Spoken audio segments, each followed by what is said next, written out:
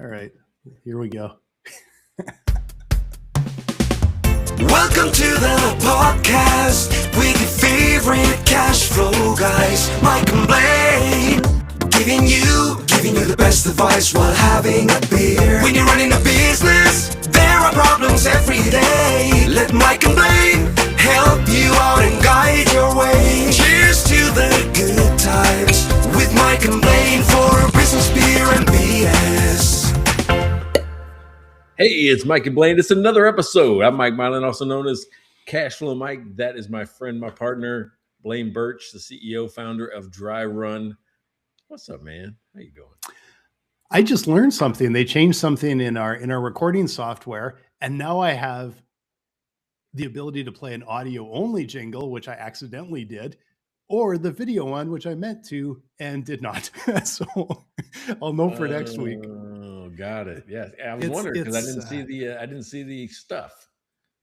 By the time I figured it out, we were halfway through the jingle. I thought, well, I ain't stopping now. But it's Riverside. That's what we record on. It's a very cool product, but boy, they change stuff every week, it seems, and it's like relearning every time I log in. But anyway, so you just had to stare at us this time instead of our fun little video at the start. If this is your first time watching, come back next week, and I promise I'll get the video jingle going. It's a lot of fun watching it. So, yeah, that's how it goes. Yeah, right on. So, so if you're trying to figure out what's going on, this is Mike and Blaine. We do business, beer, and BS, where we don't pick the topic till about 10 minutes before the episode. So it's not prepared. It's not scripted. It's two dudes talking. That's really what it is. It is. It's but it always makes it fun and kind of interesting. And I notice now if I line up like this, that light behind me makes it look like I have little musketeer ears or something on. So.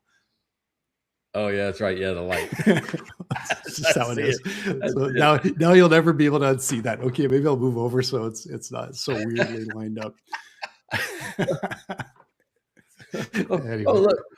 Right before the podcast, the dog tore up his dog bed, and I have to pick that up. I'm like, oh damn! Why didn't I pick that up beforehand? But look, you see that little that fuzz on the board.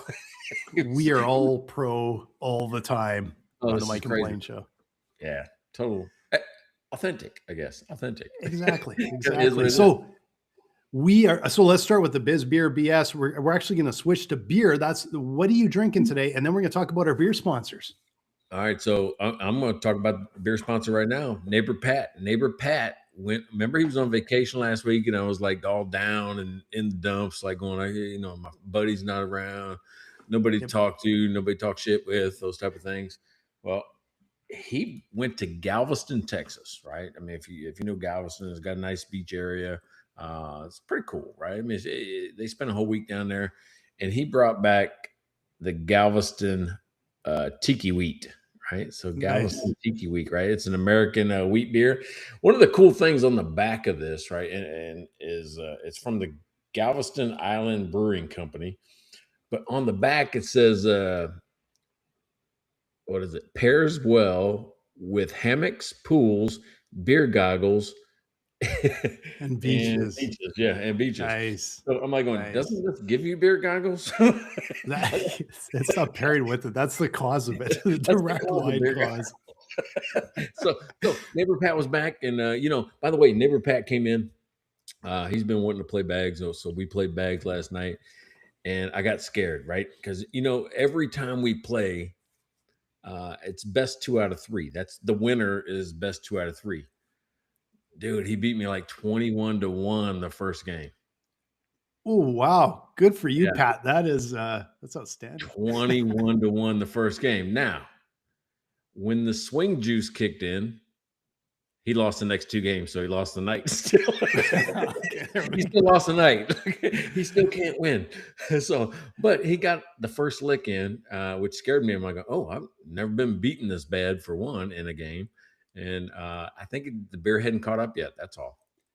That reminds me of the famous WKRP episode where Dr. Johnny Fever, they had a cop in the booth with him and testing his reflexes. And the more he drank, the better his reflexes got. And the cop didn't know what to do because it was just on air because they were trying to say how Yeah. bad your reflexes get, and then Dr. Fever's got such bad reflexes to start off with, they got faster. It was a funny episode. Also, one that's probably less than appropriate today, but they got away with in the 70s and 80s, I suppose. But let's dive into our other beer sponsors before, and then we'll look at what beer we're drinking today. But we always got to thank Devin, biggest LSU fan on the planet, also Netflix superstar Devin. Thank you so much. Been a long time supporter of the show, and cheers to you, Devin. There you go. Thanks, Devin. Appreciate that. We got Karen Harrison up in Michigan. Karen Harrison is a cash flow expert, and she's written a book, an Amazon bestseller called Stop Growing Broke, Start Growing Profits. Go check it out. If your business is struggling, if you're having a tough time, you need a consultant, you need just some advice, or you need some help, maybe self-help with the book, check out her book. Contact Karen Harrison up in Michigan. And for a second, I thought you were going to have the state wrong again when we had Houston, Missouri a few weeks ago. I was just waiting to see if that came up. You don't have to keep bringing that up. Oh, I do. That's pretty funny. I like that one. But we also got to talk about CPA Larry Weinstein in Houston, Texas. Best CPA in Houston, in Texas. Go talk with him if you need a CPA. Thanks again, Larry. And passing over to you for our new sponsors came on last week. Our first subscriber, somebody just keeps going. Our first subscriber. I didn't even know you could subscribe to it. He did it. So, very cool. But I'm going to give him a nickname, right? We're going to give him a nickname because he's focused on the family and he's part of the family. So you know how we got neighbor Breger and neighbor Thomas and neighbor Pat. And I got a funny neighbor Pat story right after this, but I'm going to call this Brother Trey, right? Nice. Yeah, we're family. So I'm going to call him Brother Trey. He is a subscriber. He listens. He's part of the family. So I tell you what, really appreciate you, not only listening, but putting your money where the family is, keeping it in the family. How about that? Keeping it in the family. Yeah, absolutely. Thanks, Trey. Much appreciated. And we're going to have a real killer episode today. So hopefully you enjoy. All right, wait, before you introduce the topic, I got to tell the neighbor Pat story. Remember, he was in Galveston last week. Yes. Right? So here's what he's saying. He went to a water park, Slitterbahn, right, which is a huge, massive water park. We went there. Yep. He's going around the lazy river. Him and his wife, Nancy, they're going around the lazy river. And as they go by this one couple, this guy goes, "Hey, I think I know that guy." Right? Think about this. Galveston is 4 hours from where we live. 4 hours, right? Easy, 4 hours. And they come around the lazy river again and he goes, "Yeah, I know that guy. That's neighbor Pat." That's sweet. No shit. Some stranger calls out and calls him by name, calls him neighbor Pat. Pat doesn't know this person, but obviously this person listens to the show, catches on, probably has seen neighbor Pat sit right there, right? That's awesome. Like he did yesterday. But how cool is that somebody saw him and recognized him from our videos? And, I wish he would have said, "Oh, I wish he would have stopped in the lazy river and said, 'Hey, what's going on?' and talked with the guy." But, that's a cool thing. That's never happened to me. It's happened to me at conferences, but I expect it at a conference because I'm in a group of people. But I've never been out in public and they go, "Hey, there's Cashflow Mike." No, that's amazing, awesome. But I also know if I was the one going around Lazy River, the guy would say, "Hey, man, I think that guy knows neighbor Pat." That's probably what would happen. Yeah, like, "Hey, guy knows neighbor Pat." He knows neighbor Pat. That sounds just about right. Yeah, we should ask him if he knows neighbor Pat. Yeah, exactly. Well, Pat, you're a superstar. It's very cool to hear. We've got a topic today, and the topic. Okay, we're gonna do things a little bit backwards today. I'm gonna play the topic jingle, and then we'll show the two beers we're drinking today. Because I kind of picked one out that matched the topic a little bit. So this is something new with us just lately. Mike is making up these awesome jingles for the topic. So here we go. What's happening today? Looks easy on the video till you give it one good try. Turns out the pros make magic. That's the reason why Mike and Blaine are breaking down the things we underestimate. Looks easy, till you do it. Now let's jump into today's debate. Oh, Dude, that's gotta the love best it. one yet. It's the That's best the one. best one yet, right? It's just the So right length, and they wrap it up nice. And so on that topic, so what we're talking about is all this content and video online telling you how to do things. Of course, everything looks easy. They make it look easy, and then you try it, and it turns out it's not very easy. And but I know that every time I go to YouTube and I look something up, like, okay, how do I fix my toilet? Go there and I look, and it's like there are so many videos. I don't even know which one to look at. So today I grabbed Super Saturation. I love this can from Cabin Brewing in Calgary, and I just like that Super Saturation. That's how I feel every time I go to. I know it's a bit of a weak tie-in, but I'm going to try and do it. But Super Saturation, Cabin Brewing, delicious hazy IPA, one of my favorite IPAs in the province, and I love Cabin Brewing. So if you are in Calgary or near Calgary, make sure you go and check them out. What do you got going? oh, well, I'll show you Oh, again. geez. You had that one. You told me about it. I should have introduced mine at the time. Okay, we're off the trolley tracks on the order of our beer introductions today. You started out the day in the wrong room. Oh, I know. Yeah, You didn't keep up with. I'd already introduced my beer. that is that is Brain that fog. is true. But it's all this new jingle thing has got the order just a little bit different. So we got to settle into the rhythm. But I love the topic today. So how did you come up with this idea? Yeah, right. So I mean, it's always one of those things. I'm like, oh, we got a podcast today. I better come up with a topic. So, so I'm like, oh, well, what we talked about last week? Last week we talked about how things are weirdly satisfying, right? When you watch Mhm. somebody pressure wash a driveway, or when you watch somebody do something, even Bob Ross with his happy trees and those type of things. Yep. And it got me thinking, like, going, well, wait a second. They make it look easy. It comes right down to it. Yeah. They make it look easy because I think I even said that uh, when I try to do it, it comes out like blobs and not mountains or not trees. So it just looks like a blob. And Yeah. I'm like going, that's really true of a lot of things. And then I thought back to there was a golf tournament where Rory McIlroy challenged somebody to hit the golf ball. It's like a hole in one challenge or something like that. And he had all these just regular people like me that would come out and try to hit the golf ball. And none of them were as close as the pros. None of them. Not Yeah. even close. Not even anything near what a pro could do. So you're like going, wait a second. They make it look easy. And it's Yeah. not until you try to do what they do that you figure out how hard it is to master anything. And that's what I'm going to talk Yes. about today.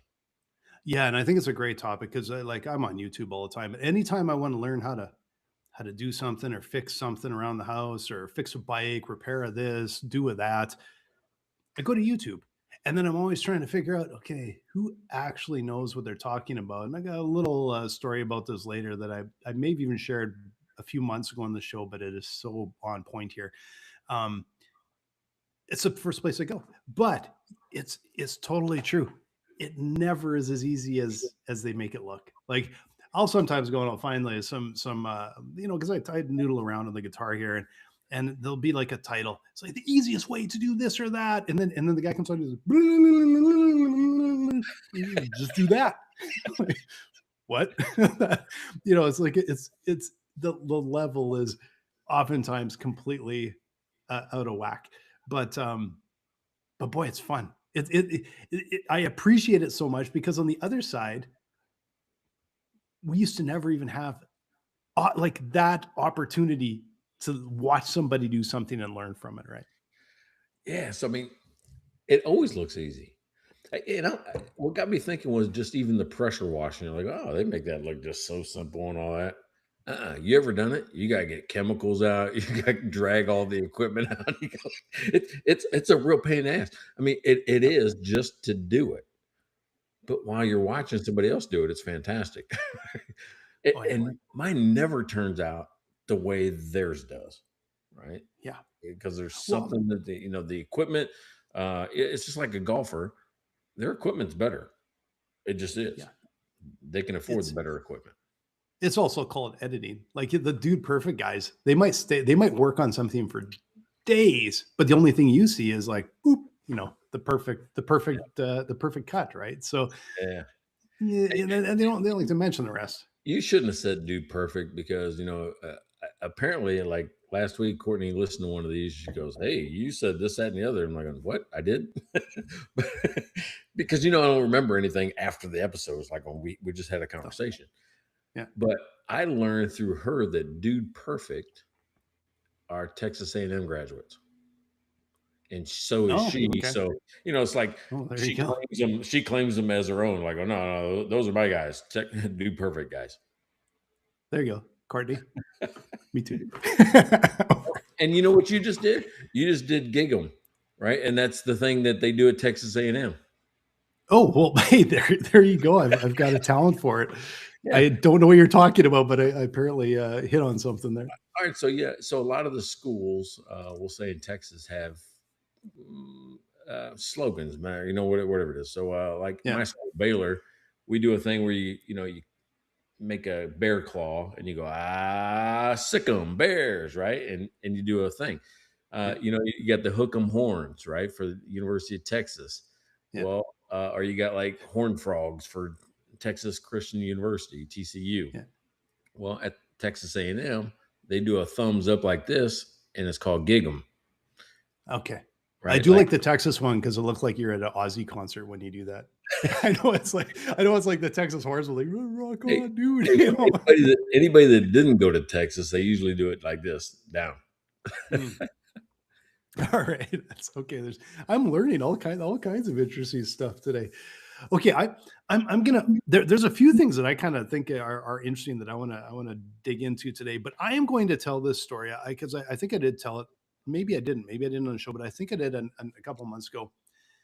But this is the you know trust your or know your source and don't necessarily trust it. Because I went on, I had to hang some stuff on the outside of the house, security cams down in Arizona, and it's got stucco, and I'm looking at it going, okay, that stucco is going to be tricky because I know it may go into a plate behind it, like a 2x4 or something, or maybe not. I don't know how it's like there could be gaps that you're getting in between, Well, there's and I there's usually a know, mesh, right? There's a mesh that they put on to like we'll say the outer sheath of the house, which is we'll say plywood, right? yeah, Then yeah. there's a waterproof barrier. Then there's a mesh. Yes, and I don't because I haven't seen how they do it. So I'm like, okay, is it going into wood? Is it for sure going into wood? Is it not? But I know I need really specific drywall anchors. I'm like, I got to make sure that, or I don't even think drywall anchors is what I'm talking about, but it's just anchors that I need for that. So of course I look online, I see a whole bunch of different anchors. I'm like, well, I can go to YouTube. So I go to YouTube and this guy I saw it. He said how to hang the same security camera. I had this ring cam. And so I said, oh, I wonder what kind of anchors he used. Okay. And where this all started is because when I got the cam and I pulled it out and it came with anchors and I looked at that and went, those are garbage. There is no way I'm using those You garbage can never anchors. They're you can never not going use to those. work. Yeah, they're not going to work. So this guy goes and I'm going, okay, what's he using for anchors? And he drills into the side of his house. This is the how to video. This guy's the expert, supposedly. The title of his video series, he's some kind of expert. Then he pulls out the anchors and he goes, yeah, these anchors basically like they're garbage. These are not the right kind of anchors. And I'm like, yeah, no, I know. What are you going to use? He used them. He used these crappy anchors anyway. And then and you can see like the camera's like wobbly after and stuff. And like he even recognized they're the wrong anchors. And I was so frustrated and so annoyed. Yeah. So I do my research, got anchors. Of course, like that, the house will fall down. That camera ain't coming off after I was done with it. But I could not believe the guy actually did it wrong and then put it out there as a how-to video. Like E- e- unbelievable. Every time I have to drill into stucco or anything like that, it's such a pain in the ass. You got to get the right bit, right? Yep. Or Oh, right you're bit. not going Yep. anywhere without the Yep. concrete type bit, Yep. and it's just a pain. It's just Oh yeah. it's a struggle doing anything into stucco. Oh yeah. Yeah. So I had to think of all the stuff I had to do just to like put two screws in the wall. Like I had to buy a specific bit, I had to buy specific anchors. Then I bought silicone to make sure that it can't get any water in the back. Like I overdid this, 2 holes in the wall, and I've got like, but is do it right. But Hey, I, hey, I hey, will say, you don't have soffits in the house? Like well, this you could have went up into the soffit and then let it hang down? no, because like, well, I technically could have, but where I wanted it and where I wanted the camera, and because I tested it, I was up on I literally had my phone out, I had the camera, I'm like, okay, here's the angle, here's what I want to see, here's the all that, and I've just found the perfect spot. Now it was covered. There's no way water's getting in there, but I cannot do it without doing it right. So I Yeah. over engineer it. I made sure it was right, and it looks tight. It looks really Yeah, good. well, we got 2 cameras on the back of the house, and, they're both in the soffit, so you're almost going right into wood, so it's super easy that way. Yeah, yeah. It didn't. I wanted it because I wanted it at the rear sliding door, and if I put it kind of further forward in the soffit, it would be too far forward. Someone could basically walk right underneath. I'd never be able to see it, like all that. So I had a perfect spot for it. So that's where how I picked it out. But I will say, like the sort of the blind leading the blind a little bit. A few years ago, I was straightening a bike wheel, and so I had a if you have the little thing you can twist the spokes, right, and the little tool twists the spokes, and you can pull a wheel into true. And so I kind of went online and I looked, and I'm like, man, there's nothing here really telling me what to do. But the thing to me is, how do you know it's coming into true? So what I did is I just made a little jig, really just some elastics, and I think I had a couple little pieces of wood or something.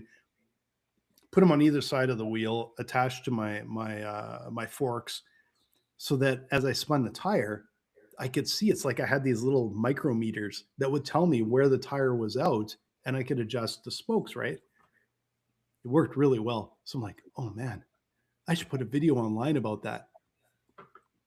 First time I'm doing this, and I'm like, I should put a video online about that.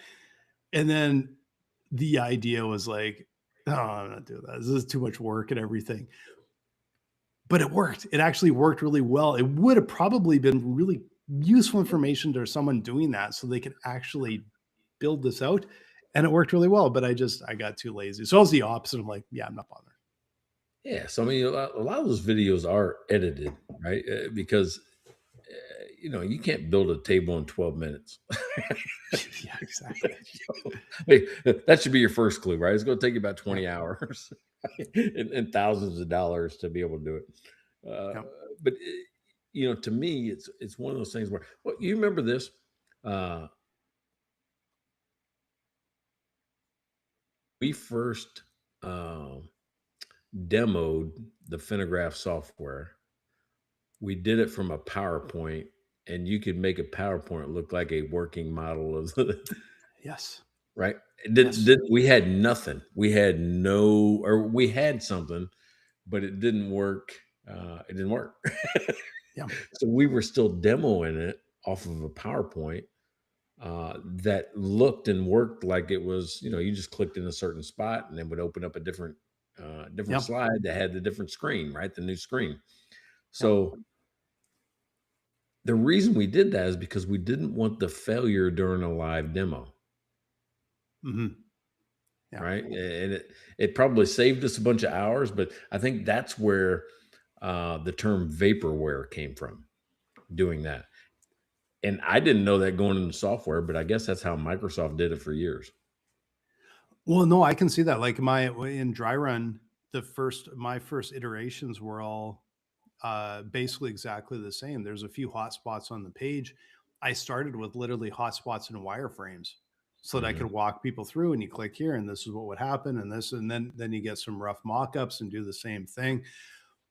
Same thing for the reason to try and go, let's try and cut out mistakes and not overbuild and all of that before you start with. But the way I've heard the term vaporware is more like one that it never makes it out of production. It's that they're constantly developing something that probably will never work and that never gets into production. It Yeah, stays in yeah, dev mode forever.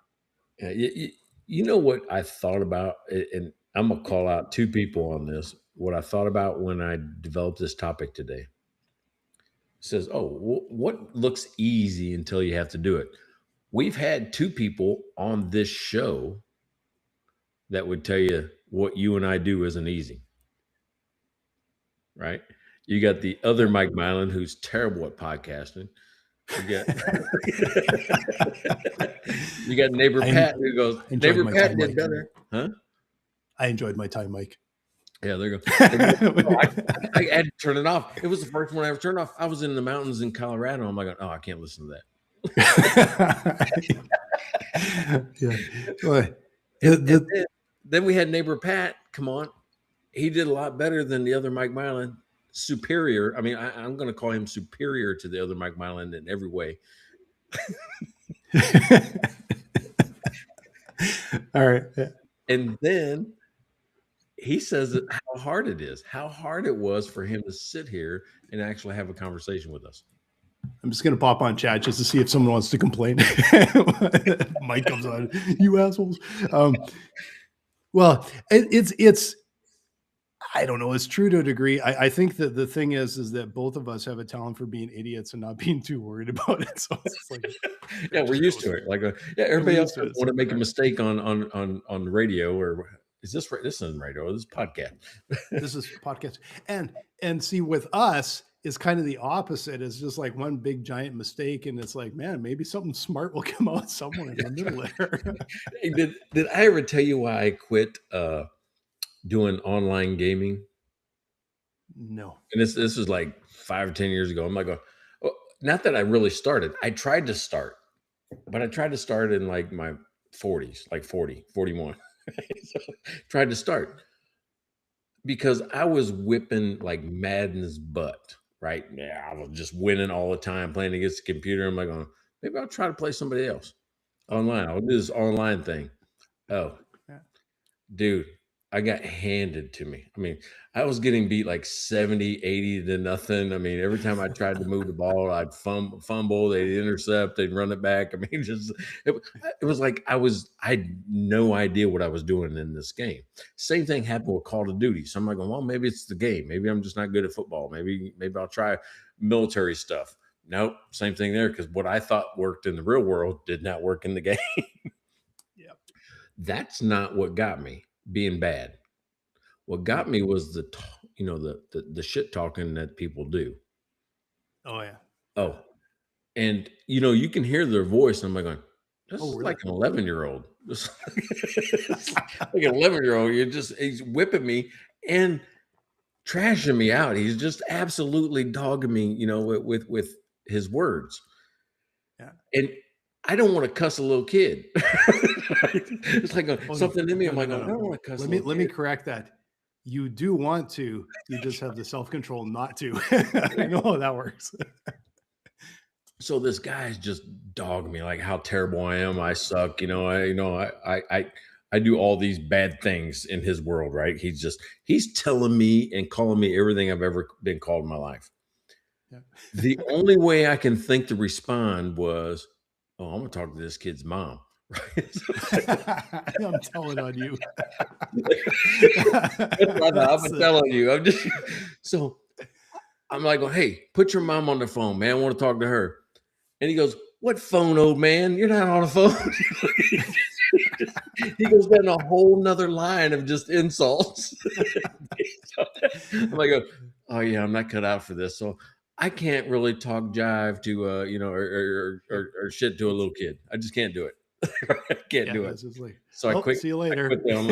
I quit the online gaming. I could see that. You probably would have lasted longer than me, because I don't think I would make it even a few seconds in. But it's okay. But so that's another thing, though, right? They make it look so easy. When I'm watching them do, I'm like, how do they do that? And I'm trying to do it. No, nothing. Can't make it happen at all. It's just frustrating. Well, and the thing is, I think there's two areas. Okay, so from my experience, there's two areas here. There's the how-to that is a little bit inconsequential. Like it's kind of fun to watch, but there's if you don't learn from it, there's virtually no consequences. Like, yeah, okay, you probably don't get any better at Madden or playing a whatever scale on a guitar or whatever it is, right? But the part that concerns me, and we've talked a little bit about this before, is some of it actually has consequences. And the way that where I want to circle this in is all the self-proclaimed experts that tell young entrepreneurs and startups how things are done. And there's so much out there. And the thing is, 99% have never done anything. They haven't accomplished anything. But they have so much conviction, and they could even have a really big following, but the consequences could be fatal to a business if you follow and go all in on the wrong bit of advice, right? Yeah, and I don't want to contain it to age, but it does make me a little skeptical when a 24, 25-year-old is trying to tell me how he's going to double my business. Yeah. The serial entrepreneur that's 19. and, Yeah. and then have you actually done it yet? Because true entrepreneurs, they're if they talk, they look more like the guy that went 10 rounds with Tyson, you know, and might not have even and probably didn't win, but you come out, you're bloodied, you're bruised, you're missing some teeth, you're like, that's unfortunately the what happens with entrepreneurship. And I'm just pulling that out because I'm familiar with it, but there's other areas on the how-tos and the advice that it's not vetted. There's no regulation on it. There's no and so you have to make the decision and the determination, is this going to be helpful or not? And sometimes it's really hard to think not, especially early on in entrepreneurship, because you're looking for any answer that works. It's so hard. And you're looking for any answer. And someone that says, I got the answer, and I'm so smart and I've done it a million times. It's hard to say no or ignore it until you've been burned a few times. Well, I think that's the biggest connection back to business right there is, our customers or people around us only see the result. Oh, he's got Yep. a great product. Oh man, he's got a great business. Look at all the customers, and he's speaking here, and I see him on social and all this type of stuff. They don't see the preparation or the Mhm. failures that happened before that, Yep. or the stress, the late nights, the scrambling to find money to pay a bill. They don't see Yep. that part. Exactly. They just see what you show them, I guess. Exactly. The sleepless nights that, like you talk with other entrepreneurs, and it's amazing. This happened just about a week ago. And so it was the sleepless night sort of thing came up. And it's like kind of just a typical thing with entrepreneurs. There's sometimes where you're just not sleeping, like you're just not going to. So why even try? And that's just what happens. And it's, but there's so much. Okay. There's two sides to it. There is so much misinformation that could literally potentially be fatal, especially to an early stage business that goes just down the wrong path, all in on the wrong side. And the flip side is there's so much good information, and some of it could be the stuff that actually takes you that next step and accelerates your business. I mean, there's no one step that'll win. I will tell you, there's no one step that'll ever win for you. The best case scenario is I've gone from here to here. I've got that one step forward, and I figured a little more out, and I've got some good results from it. The problem is, how do you determine at the time whether it's good information that may move you forward or not? And the only thing I'll say is the loudest and the most confident is probably the most wrong in my experience. Mm, That's the one sort of yeah. flag, the red flag that comes up all the time for me. Yeah, what's interesting about that is, I mean, you described going from here to here, right? Just your little circles. And I almost think that competence, because of that, is invisible. Other people can't see it. You've learned, you've gained, you've taken a step. But when you're professional, when you're really good at something, your competence really isn't seen by others because you make it look either easy or boring. Yeah, Like, it's true. Yeah. right? And then when they try it, they go, "Oh shit, I think he knows something." Yeah, yeah, and you're right because the kind of going back to the metaphor of if you want to learn something sort of new on guitar and it's like, oh, so easy, you just do this, and then there's the one that may come out and say, uh, yeah, do this, every day for 3 hours for a year. And you're kind of like, okay, right? Like, okay, it's what it tells you is how hard and how painful it is to try and get to that point, right? I picked up a guitar 25 times or more trying to do that. And I'm gonna tell you, and I've watched videos and trying to learn. I haven't taken any formal lessons. That's probably on me. That's on me. But it's a time commitment. Mhm. Yeah. Yeah. Well, it's hard. Yeah. Yeah. So I found out during that process, trying to learn just even a song. I'm like going, I'd be happy if I could play one song really good. I've learned that the internet doesn't just create unrealistic expectations of what I can do. It gives me unrealistic confidence that I can do it. Right. It I looks was telling you, easy. like, It I looks said, yeah, easy. it looks easy. If he can do it, I can do it. No. I was on a somewhat related topic. I was over. We were out with friends at a sort of a new friend's place last weekend, he's got a piano and a bunch of guitars and stuff, and we started kind of jamming there, right? And the problem with my guitar playing is I played a lot when I was younger, and I've forgotten so much more than I'll ever know. And so we were trying to find some songs that we could play that a little bit of a different generation and that we would be able to play the same song kind of thing, right? Yeah. And I went back and I started playing a song, and this is just the how hard some of this stuff is. Songs that I used to know inside out, backwards, forwards, all the way through when I was younger. I could start. I would get about 3 or 4 chords in, and I would, and then also be like, "Uh oh, I'm stuck." Yeah. And I would fight to find a chord. I'm like, I guess we're not doing that one because I can't find it. And Yeah. then, a little later in the evening, also I'm like, oh shit, I got it. I got one chord. And then it would take me another like 30 seconds into the song before I would get stuck again.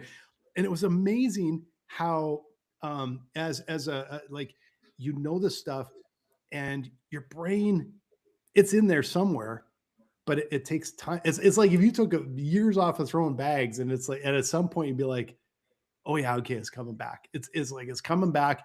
The muscle memory's there, but it Yeah. isn't instant. When people say it's like riding a bike, it's not like you hop on and you're awesome. It's like you hop on and you kind of remember some of it, but to get good again and ride it down like a sheer cliff, yeah, you're not gonna be able to necessarily do that right away. That happened to me, right? I mean, we didn't play bags in a month or two. I got beat 21-1 in one game. And then it clicked. Then it clicked. I will tell you one of the most satisfying things that I thought was really fun to watch, and I should not take joy in this, but I was at Goldwater Brewing probably like last March or the March before. I don't remember what, but the reason March is important because it is during spring training. Oh yeah.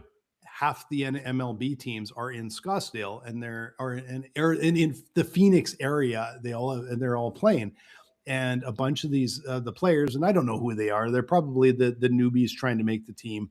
They're all young guys that ended up at Goldwater Brewing, but you could tell there was one of the coaches was there, and then some players, and you can tell because they were uh, ath- highly athletic, and you knew they were talking. You're like, oh, they're trying to make the team, right? And then they went to play bags like cornhole. For those of you that don't know what I'm just learning this, I'm Canadian. I don't know what the hell it is. Um, and so you're watching these highly athletic young guys that are just ripped and cut because they're still trying to make the team. And they are so natural as athletes and kind of suck at bags. And it was kind of fun to watch actually because they were not very good. It just seemed Yeah. like, oh, And okay, it's so then transferable. if you watch ESPN, there'll be just guys shaped like me. They're just nailing it. Yeah, Like, just yeah, having a beer to get a little bit of loose and off yeah. they go. Yeah, that's what I said. I call it swing juice. Works for golf, works for bags, works for That's what bowling, it doesn't takes. matter. Yeah, works for all those. There's a point where you get loose enough and you're not tight and overthinking it, and then you get to that one step too far, and it all falls apart. It's Mm. just such a fine line, right? Well, you know what's funny is what you said about that is like mastery, to me has a really strange side effect, right? The better somebody becomes at it, the more people think they can do it. Yep. like you Yeah. see somebody, oh, he makes it look so easy. And it's not just like baseball to cornhole. But it's not. But there's also a friend of mine was talking about the other day. He said something about like just the musicians, like the kids on YouTube, like how good they are Yeah. at such a young age. Maybe it was you that was even talking about it. I don't recall, but the interesting part is I kind of think, did they get that good that quick because they had access to information, because they had access to examples? Because like I remember when I was growing up and I was learning guitar, and I would just go buy, there's nowhere else to get them. You would go into 7-Eleven and buy a guitar magazine, and they had the tab in there. And then I took a few lessons, but it was just not what they didn't want to play what I wanted to play. And I'm kind of a bullheaded idiot. And so I just like, oh, I'll figure it out myself. And so I learned from these magazines.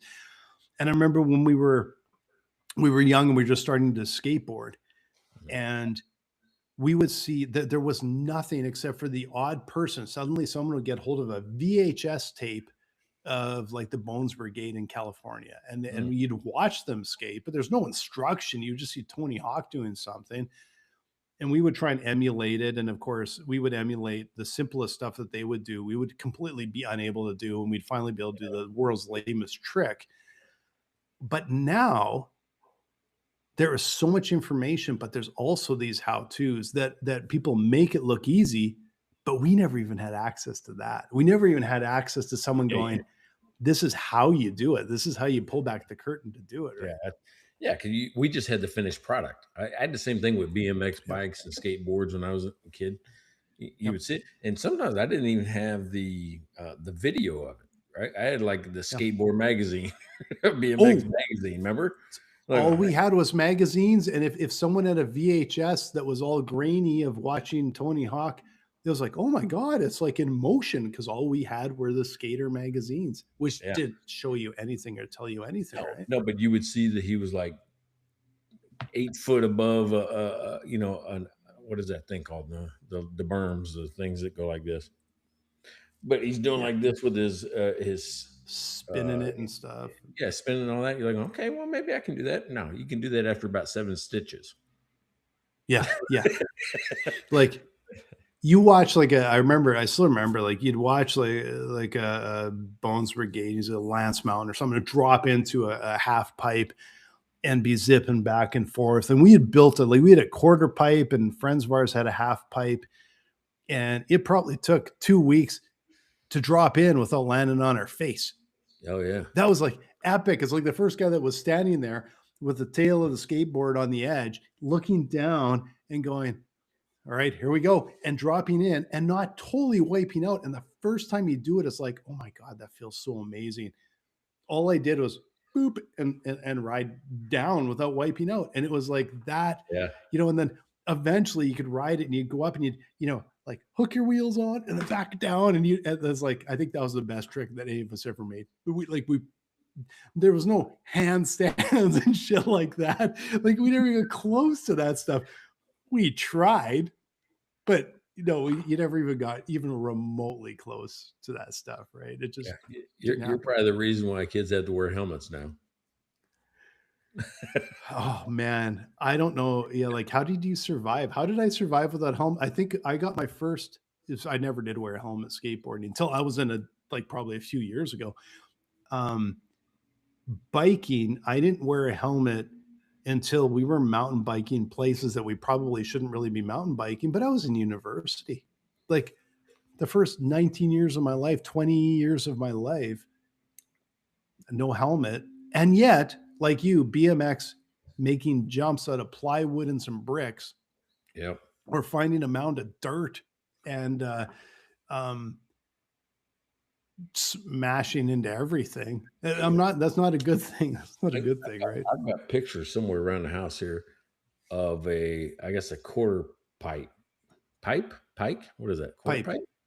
Yeah. pipe. Yeah, That we built in the backyard. So imagine 14-year-olds building a quarter pipe. Right? It looks like yeah, 14-year-olds build a quarter pipe. Uh, it worked though. yep, It didn't fall apart. yep.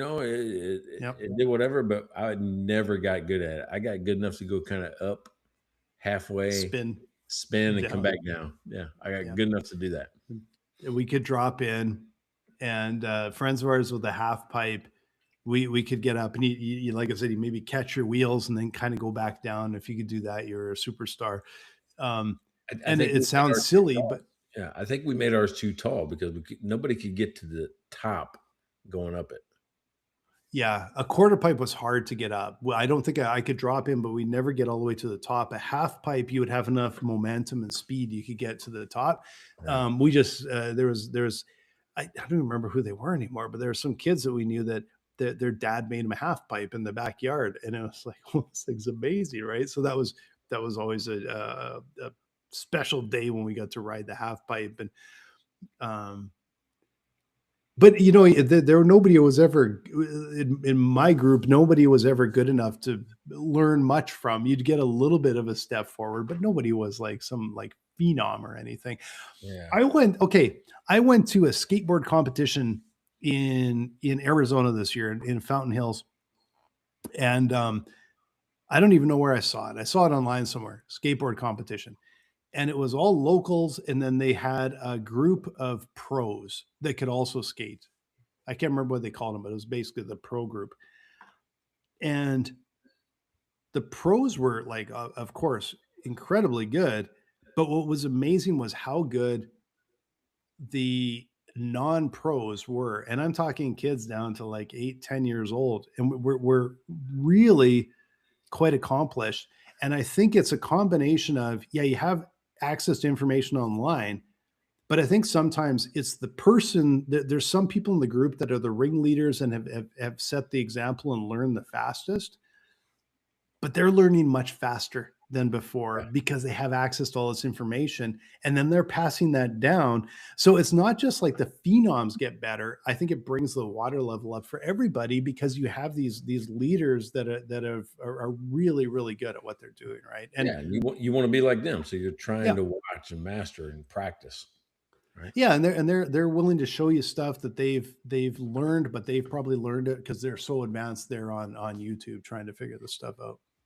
Yeah. So, is there a job out there that you wouldn't last one day at right now? There is every job working for someone else that it wouldn't last one day. And I don't think I would be a very good employee anymore.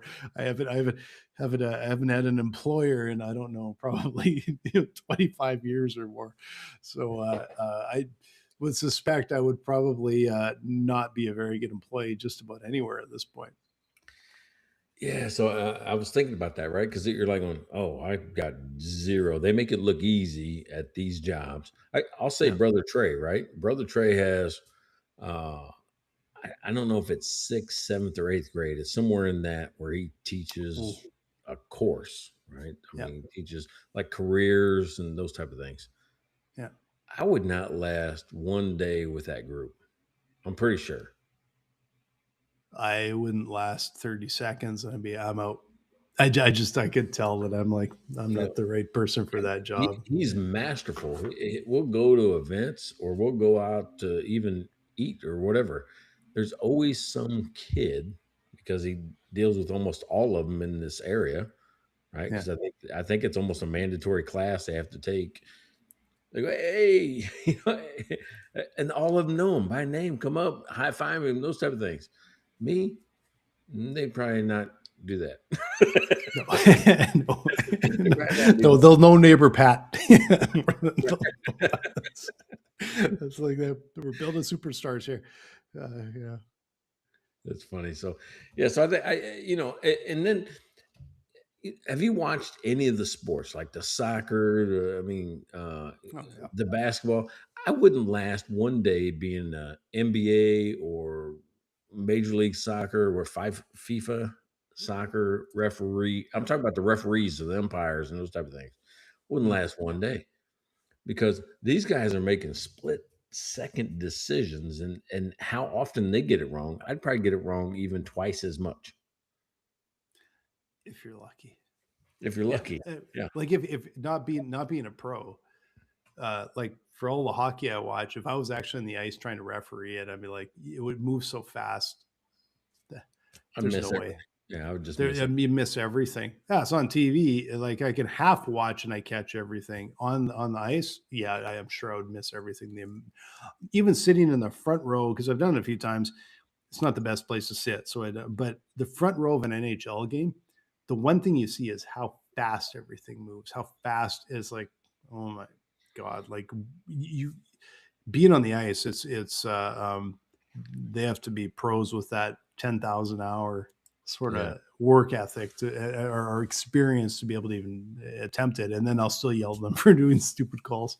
Well, you know what's funny is I ran 3-bar restaurants for 7 years or so. And I got to the point where we stopped bringing in new people, meaning that you had to have some experience because Yeah. everybody that's been at a restaurant that thinks they can do that job. I can be a server. I can wait on people. I'm good with people. They'll like me.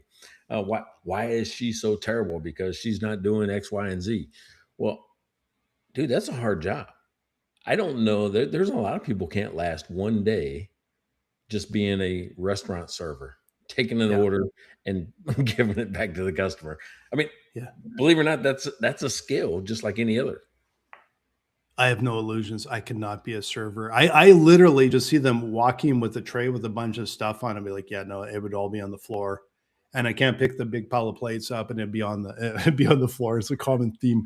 But like I was at a friend's restaurant not too long ago, and there was a new staff member, and I told him a few days later, I'm like, but I could identify, like, you got a gem there, because a staff member, we were sitting on the patio, and there was a family walking up to the door, and there was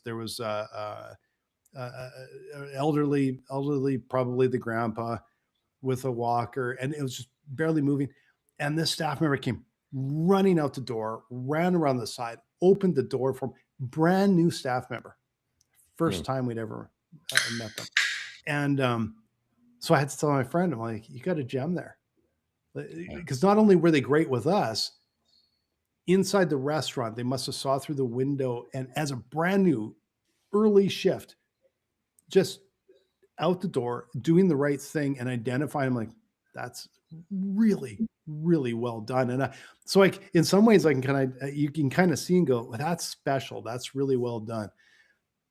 But I'm sure I would be a complete loss at even the, like, let me take your order, slow down and let me write everything down, because there's zero chance I'll remember what you've just told me. Yeah, so it's a good. Can you believe we're almost an hour? That went fast. This was a good one. This was a good one. So Yeah, here's what I think I learned off of this. Right, the better somebody gets at something, the more they hide how difficult it really is. Yeah. Right. Question the source. Question The question the source, question who they are, how many times they did it. And the more confident I find, and the more brazen the example and the advice, the more I'd probably question it. So it's yeah, it's a challenge out there. Well, very cool. This is another episode of Mike and Blaine, Business Beer and BS. And if you like this, if you like what we're doing, because it's a whole different twist on what we've done over the last 5-6 seasons now, I like it. I like the trending topics. I like talking about different things that people talk about and connecting it to business. I think that's what we're trying to do. So if you like it, tell your friends, like, subscribe, tell your friends to like and subscribe, and come back and join us again. Yeah. And make sure you go to mikeandblaine.com and you can buy us a beer. $5 an episode is the most inexpensive, no inflation on that side.